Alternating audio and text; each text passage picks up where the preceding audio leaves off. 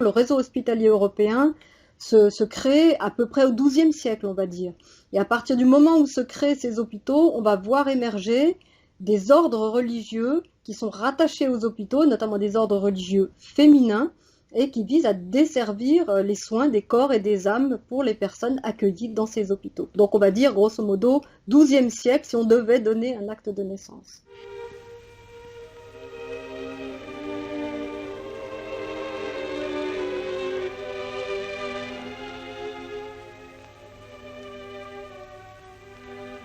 Quand on parle de laïcisation pour les cantons protestants, il s'agit d'une laïcisation qui ne vise pas à bannir toute référence divine de l'organisation des soins.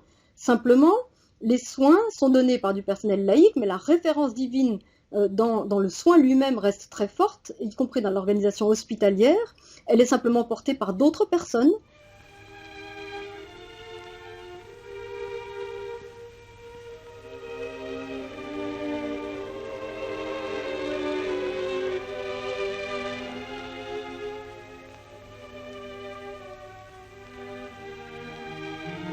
La formation laïque, elle débute en Suisse avec une école protestante qui se fonde dans le canton de Vaud, l'école de la Source, en 1839, si mes souvenirs sont bons, mais qui est une toute petite école et qui ne recrute qu'une poignée de personnes.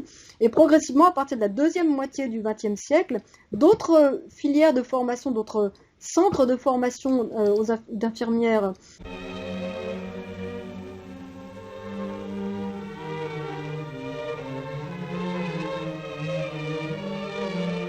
le Conseil fédéral est tout à fait conscient de ce danger, c'est-à-dire une grande diversification des profils, et c'est pourquoi, alors selon un principe bien helvétique, le Conseil fédéral, qui n'a pas de compétences dans la régulation de la profession d'infirmière, va demander à une organisation fêtière qui est la Croix-Rouge suisse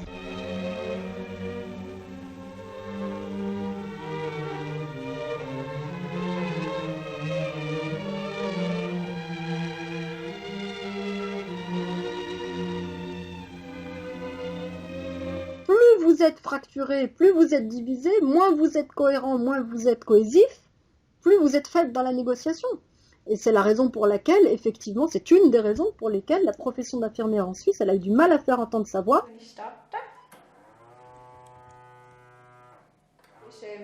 Die ist tipptopp, die ist im Normbereich. Jetzt haben wir Blutdruck 142 auf 80 und der Puls 76.